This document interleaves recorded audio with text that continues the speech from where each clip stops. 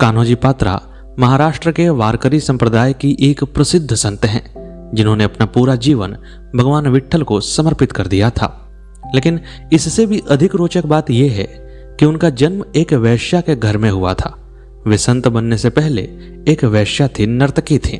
और इससे भी अधिक दुखद बात यह है कि उनके ऊपर उनके पिता की ही गंदी नजर पड़ने लगी थी। अब सोचिए कि एक स्त्री के लिए, एक लड़की के लिए, चाहे वो वेश्या की ही बेटी हो, इससे अधिक भयावह बात क्या होगी कि उसका पिता उसे पुत्री की निगाह से न देख करके हवस भरी निगाह से देखता है। सोचिए कि कान्होजी पात्रा पर उस समय क्या गुजरती होगी। उनकी सुंदरता उनके लिए अभिशाप बन गई थी। और फिर कान्होजी पात्रा को पता चला भगवान विट्ठल के बारे में। उन्होंने अपने जीवन को भगवान विट्ठल को समर्पित करना चाहा। लेकिन यह 15वीं शताब्दी का समय था। उस समय अधिकांश भारत की तरह महाराष्ट्र के बीदर इलाके में भी इस्लाम का शासन स्थापित हो चुका था। वहां पर एक बादशाह शासन करता था।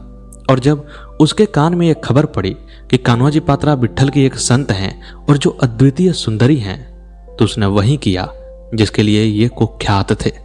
उसने कान्होजी पात्रा को भोगना चाहा। उसने यह भी ध्यान नहीं दिया कि वे एक संत हैं, उन्होंने अपना जीवन भगवान को समर्पित कर दिया है, बल्कि वह उनके रूप को भोगना चाहता था, उनके शरीर को भोगना चाहता था। और जब कान्होजी पात्रा के पास अपने जीवन को बचाने का, अपने सतीत्व के रक्षा का कोई उपाय नहीं बचा, तो उन्होंने भगवान के शरण में जाने का निर्णय कर लिया। उसके बाद कान्होजी पात्रा के साथ क्या क्या घटित हुआ, यह तो आपको इस कहानी को पूरा सुनने के बाद पता चल ही जाएगा। लेकिन उससे पहले आपसे एक छोटा सा अनुरोध है कि आप इस वीडियो को लाइक करके हमारे चैनल को सब्सक्राइब जरूर कीजिए और इसे अधिक से अधिक लोगों के साथ शेयर कीजिए, ताकि हमारा मनोबल इसी तरह बना रहे और हम आपको ऐसी ही रोचक कहानियां सुनाते रहें। अब आइए इस रोचक और रोमांचकारी कहानी को प्रारंभ करते हैं। 15वीं शताब्दी का समय चल रहा था और पूरे भारत की तरह महाराष्ट्र में भी इस्लामी शासन अपने पैर पसार चुका था। महाराष्ट्र के बीदर इलाके में एक बादशाह की बादशाहत थी और उसे बीदर के बादशाह के नाम से जाना जाता था। उस समय वेश्याओं की भी बड़ी चलती थी समाज में। यानी कि जो अमीर लोग होते थे वे एक वस्तु की तरह वेश्याओं को ट्रीट किया करते थे और वेश्याएं सजावट का सामान मानी जाती थी। जैसे आज के समय में गाड़ी है, मोबाइल है, सोना है और प्रॉपर्टी है, इस तरह की जो चीजें हैं दिखावा की जाती हैं समाज में कि मेरे पास इतनी है। उसी तरह पहले के अमीर लोग वेश्याओं का दिखावा करते थे कि मेरे पास सबसे सुंदर वेश्या है, मेरे पास सबसे अच्छी नाचने वाली वेश्या है और मैं इसका एकमात्र भोगी हूं। ऐसी ही एक वेश्या थी श्यामा, जो कि महाराष्ट्र के पंढरपुर के आसपास मंगलवेधा नामक एक गांव में निवास करती थी। श्यामा एक संपन्न वेश्या थी, लेकिन वेश्याओं की पदवी समाज में हमेशा ही निकृष्ट दर्जे की रही है। यानी कि धन तो उनके पास कितना भी आ जाए, सामाजिक स्वीकृति उनकी न के बराबर रहती थी। श्यामा की भी हालत यही थी। वह उस मंगलवेधा के सबसे अमीर व्यक्ति सदाशिव मालगुजर की वेश्या थी और उसके यहां पर धन संपदा की कोई कमी नहीं थी। लेकिन समाज में उसकी कोई स्वीकृति नहीं, समाज में उसकी कोई इज्जत नहीं थी। और फिर उसी श्यामा के घर एक सुंदर अप्सरा ने जन्म लिया।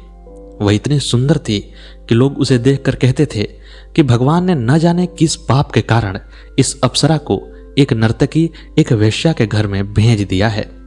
अपने भाग्य से विवश वह सुंदरता की प्रतिमूर्ति लड़की उसी वेश्या के घर में पलने बढ़ने लगी और उसका नाम रखा गया कान्हो पात्रा।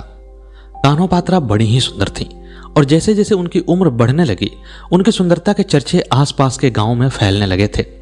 अगल बगल के लोग उनकी सुंदरता के चर्चे सुनते और उन्हें देखने के लिए लालायित रहते थे। लेकिन पता नहीं पिछले जन्म के किस कर्म के कारण या उनके हृदय में कौन सी ऐसी भक्ति थी कि उनका मन अपनी मां के कर्मों में नहीं लगता था। बचपन से ही उन्हें इन सब चीजों से घृणा होती थी।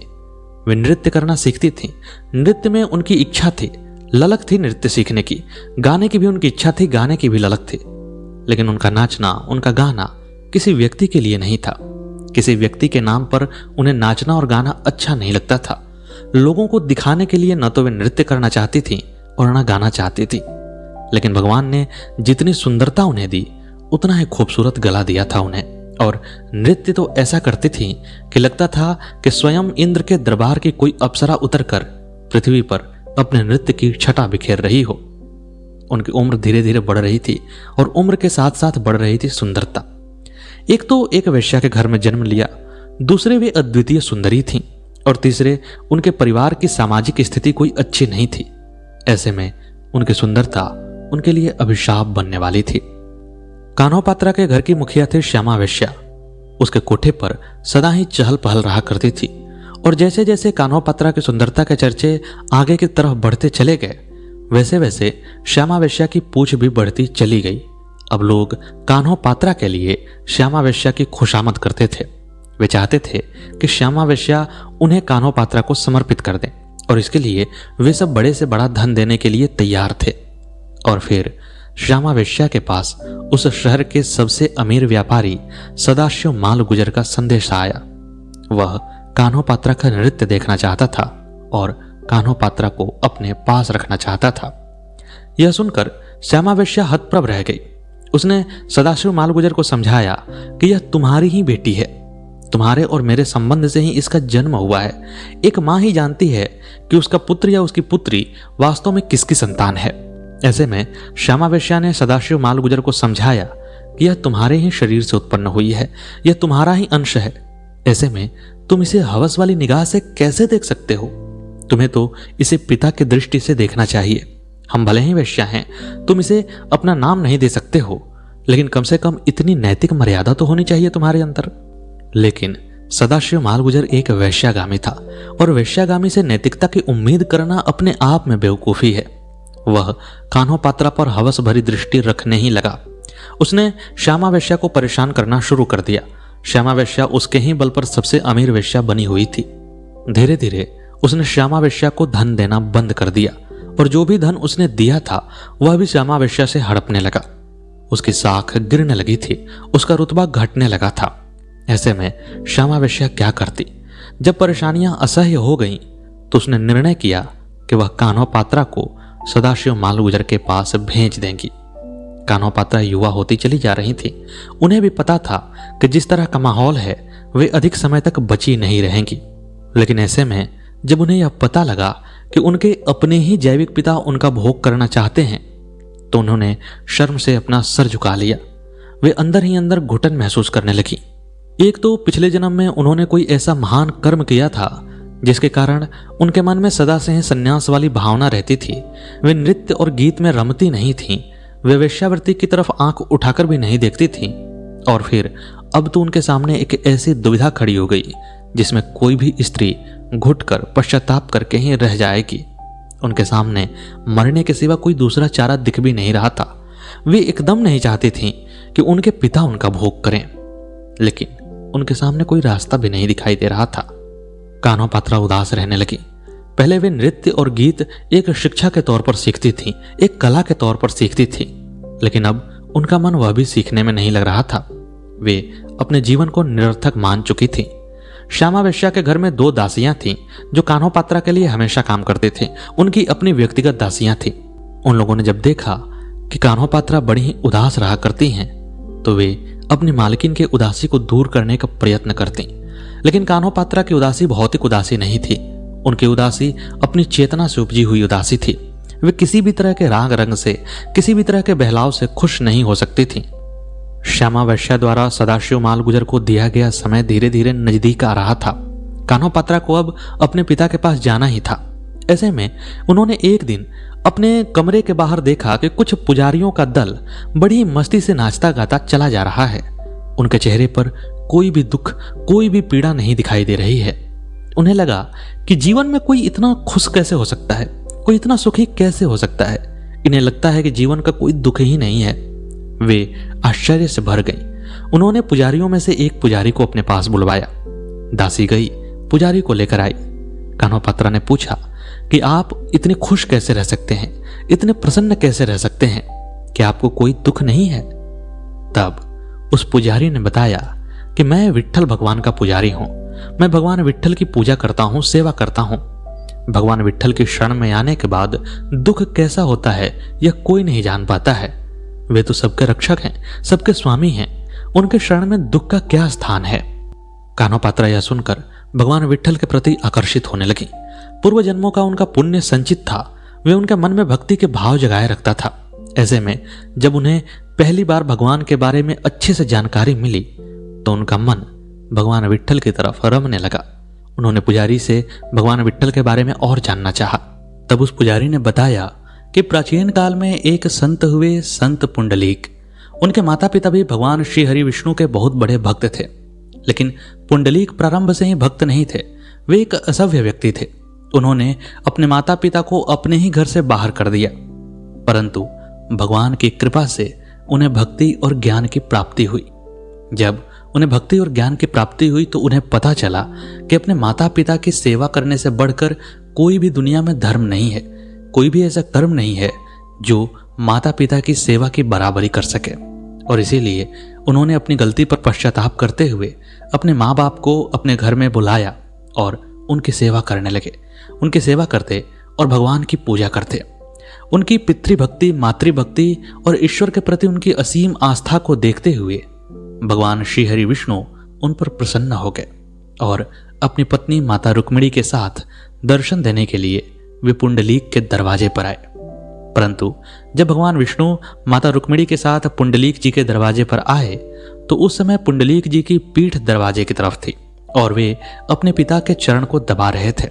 उनके पिता विश्राम कर रहे थे।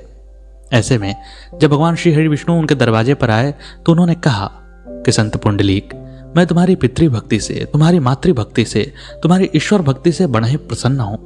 मैं तुम्हें दर्शन देना चाहता हूं, मैं तुम्हें वरदान देना चाहता हूं। संत पुंडलीक ने अपने पीछे से आती हुई यह आवाज सुनी। आवाज इतनी दिव्य थी कि उनका हृदय रोमांचित हो गया। उनके शरीर का अंग अंग प्रफुल्लित हो गया। परंतु वे पिता की सेवा कर रहे थे।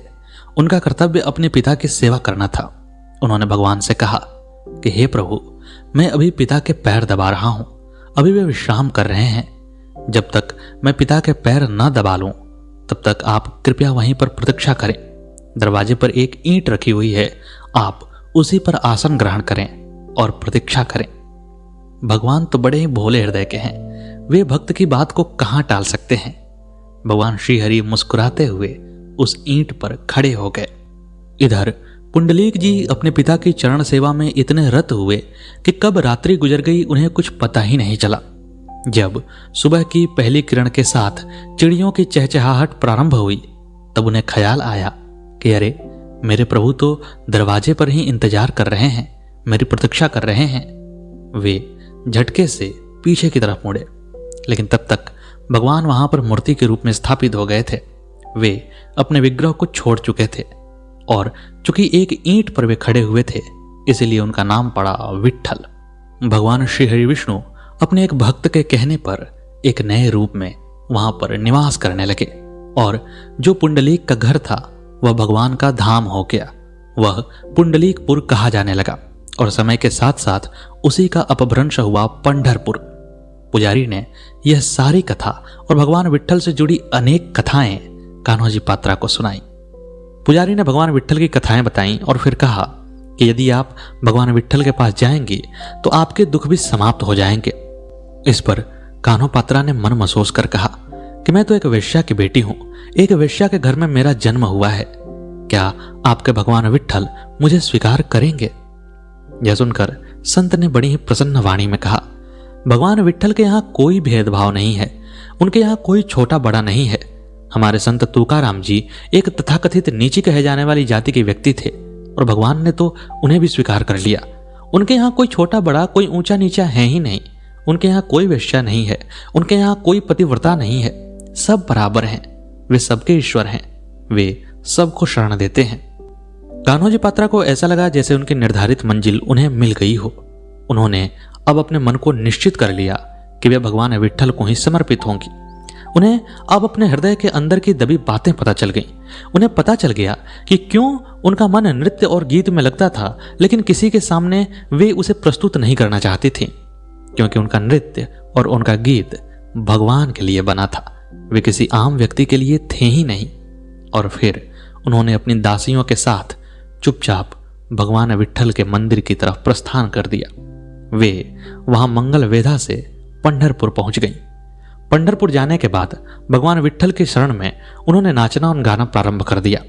सुंदरता की तो प्रतिमूर्ति थी ही, अप्सरा की तरह सुंदर थी और गाती ऐसा थीं जैसे लगता था कि मानो सरस्वती स्वयं उनके कंठ में बैठ गई हों, और नृत्य ऐसा कि जैसे उनके साथ पूरी प्रकृति, पूरा वातावरण झूमने लगा हो। वे नाचती तो ऐसा लगता कि हवाएं नाच रही हैं, पृथ्वी ताल दे रही है और अगल बगल के पशु पक्षी, पेड़ पौधे उस नृत्य में मग्न हुए जा रहे हैं। जैसे जैसे उनके गाने और नाचने की चर्चा चारों तरफ फैलने लगी, लोग भगवान विट्ठल के मंदिर में उन्हें देखने आने लगे। जो भी भक्त भगवान के प्रति समर्पित कान्होजी पात्रा को नाचते और गाते देखता, वह उन्हें देखकर असीम सुख का अनुभव करता, उसे शांति मिलती। वे कान्होजी पात्रा के चरणों में अपना सर झुकाते और उनसे आशीर्वाद लेते। कान्होजी पात्रा एक संत बन गई और उन्होंने अभंग की रचनाएं भी की, यानी कि भगवान के गीतों की रचनाएं की। महाराष्ट्र में आज भी उनका नाम बड़े ही सम्मान के साथ लिया जाता है और वे वारकरी संप्रदाय की एक प्रमुख संत मानी जाती हैं। लेकिन जीवन इतना आसान कहाँ होता है, और उनका जीवन उनकी सुंदरता के चलते आसान रहने वाला भी नहीं था। मंगल वेधा के सदाशिव मालगुजर को जब पता चला कि कान्हो पात्रा बिना उनसे बताए, बिना उनसे मिले वहां से चली गई हैं, तो उसके मन में कुलबुलाहट होने लगी। और जब उसे पता लगा कि भगवान विट्ठल के मंदिर में वे संत हो गई हैं, तो वह उन्हें पाने की हर संभव कोशिश करने लगा। लेकिन चूंकि वे भगवान विट्ठल के मंदिर की एक संत हो चुकी थी, तो सदाशिव मालगुजर की इतनी हैसियत नहीं थी कि वे उन पर हाथ भी डाल सके। ऐसे में उसने विचार किया कि किसी भी तरह से मैं कान्हो पात्रा को तो पाकर ही रहूंगा, और यदि मैं नहीं पा सका तो मैं इसके जीवन को भी बर्बाद कर दूंगा। तब एक संत को बर्बाद करने की जिम्मेदारी कौन लेगा? शायद ही कोई ऐसा हिंदू होता जो कि कान्होजी पात्रा पर गलत नजर रखता। सदाशिव मालगुजर भी यह जानता था और इसीलिए उसने बीदर के बादशाह की शरण में जाने का निर्णय किया। प्रतिशोध से जलता हुआ कान्होजी पात्रा का वह जैविक पिता इतना घृणित हो गया, इतना गिर गया कि अपने ही अंश से उत्पन्न हुई पुत्री का बलात्कार वह बीदर के बादशाह से करवाना चाहता था। बीदर के बादशाह के दरबार में जाकर उसने गुहार लगाई और बीदर के बादशाह से कहा कि आपने अपने जीवन में जितनी भी सुंदरता देखी होगी, उससे अधिक सुंदर, उससे अधिक गुणी कान्हो पात्रा है, जो कि विट्ठल के मंदिर की एक संत है। बीदर के बादशाह ने जब यह सुना तो वह रूप का भोगी, हवस का गुलाम उनके पास चला गया, कान्होजी पात्रा के पास चला गया। और जब उसने अपनी आंखों से इतनी निश्चल सुंदरता देखी तो वह अपने होश में ही नहीं रहा। बीदर के उस दुष्ट बादशाह ने अपनी सेनाओं को आज्ञा दी कि तुम लोग जाओ और कान्होजी पात्रा को पकड़कर मेरे पास ले आओ। वह मेरे दरबार के योग्य है, वह मेरी भोग्या बनने के योग्य है। बादशाह की बर्बर सेनाएं विट्ठल जी के मंदिर में पहुंच गई। उनको कोई भी लेना देना नहीं था कि यह एक मंदिर है, यहां पर संत रहा करते हैं और कान्होजी पात्रा भी एक संत हैं। एक सामान्य भी नैतिक व्यक्ति होता तो वह इन सब चीजों को करने से पहले 100 बार सोचता, वह कभी भी हाथ नहीं उठाता। लेकिन ये तो बादशाह के दुष्ट सैनिक थे, उन्होंने इतना सब सोचा ही नहीं। वे मंदिर में घुसे। पुजारियों का प्रतिरोध एक सेना के सामने कितना ही टिक सकता था। कान्होजी पात्रा के अस्तित्व पर संकट मंडरा रहा था। अब उनका सतीत्व कैसे बचे, उनके सामने एक सबसे बड़ा प्रश्न यही था।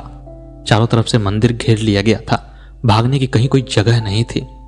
तब कान्होजी पात्रा ने भगवान विट्ठल में ही अपनी सुरक्षा ढूंढी। वे अपने आप को भगवान विट्ठल के गर्भगृह में बंद कर लेती हैं और भगवान के सामने अपने जीवन का आखिरी नृत्य प्रस्तुत करती हैं। उनके मन में केवल एक ही बात चल रही थी कि हे भगवान विट्ठल, मैंने अपना जीवन आपको समर्पित कर दिया है, अब मेरे सतीत्व की रक्षा भी आप ही करेंगे। कान्होजी पात्रा नाचती जाती, अभंग गाती जाती और उनके आंख से आंसुओं की धार बहती चली जाती। वे भगवान विट्ठल को पूर्णतः समर्पित हो चुकी थी। उनके गाने की आवाज वादियों में मिलकर चारों तरफ गूंजने लगी थी। सेनाओं के कान में वे आवाज पड़ती तो उनका मन शांत हो जाता, लेकिन फिर बादशाह का डर उन्हें आगे बढ़ने को मजबूर करता। वे गर्भगृह से आ रही आवाज को सुन पा रहे थे और उसकी तरफ बढ़ते चले जा रहे थे। गर्भगृह का दरवाजा बंद था और सेनाएं पुजारियों को मारते काटते हुए दरवाजे तक जा पहुंची। जैसे ही सेनाएं दरवाजे के पास पहुंची, अचानक से अंदर से आवाज आनी बंद हो गई। सेनाओं ने गर्भगृह का दरवाजा तोड़ दिया और फिर वे अंदर प्रवेश कर गए। लेकिन आश्चर्य की बात यह थी कि अंदर वहां कोई था ही नहीं। सेनाएं आश्चर्य से भर गईं। अभी तो अंदर से आवाज आ रही थी और अचानक से आवाज बंद हुई और एक छोटे से गर्भगृह में, जहां न तो कोई तहखाना था, जहां न तो कोई छुपने की जगह थी, कोई भी दिखाई नहीं दे रहा था। गर्भगृह मशालों के प्रकाश से प्रज्वलित हो रहा था और वहां पर केवल भगवान विट्ठल की प्रतिमा मुस्कुरा रही थी। सेनाओं को कुछ समझ में नहीं आया। वे वापस चले आए। बीदर के बादशाह के पास सारा किस्सा सुनाया तो बादशाह गुस्से से भर उठा। उसने कहा कि तुम लोग निकम्मे हो। उसने सेनाओं को दंड दिया और फिर स्वयं से जाकर वहां पर खोज करवाई, लेकिन कान्होजी पात्रा का कहीं अता पता नहीं था। यहां पर बहुत सारे लोग कहते हैं कि कान्होजी पात्रा भगवान विट्ठल के बाल के रूप में उनके शरीर का हिस्सा बन गई थी। वे मूर्ति में समाहित हो गई थी और उनके शरीर का अंश भी नहीं मिला था, यानी कि उनके शरीर की मिट्टी भी कहीं नहीं मिली थी। और आज भी भगवान विट्ठल के मंदिर में एक पेड़ है। कहा जाता है कि वह पेड़ कान्होजी पात्रा ही हैं। भगवान विट्ठल को समर्पित होने के बाद भगवान विट्ठल ने अपने प्रांगण में एक पेड़ के रूप में उनकी सदा उपस्थिति स्वीकार कर ली थी और इस प्रकार वारकरी संप्रदाय की वह प्रसिद्ध संत अपने भगवान में लीन हो गई। तो मित्रों, यह थी कान्होजी पात्रा की पूरी कहानी। उम्मीद है आपको यह पसंद आई होगी। कैसी लगी आपको यह प्रस्तुति कमेंट बॉक्स में अवश्य बताइएगा और हमारे चैनल को सब्सक्राइब जरूर कीजिएगा। मिलते हैं अगले वीडियो में अगली प्रस्तुति के साथ। तब तक के लिए नमस्कार।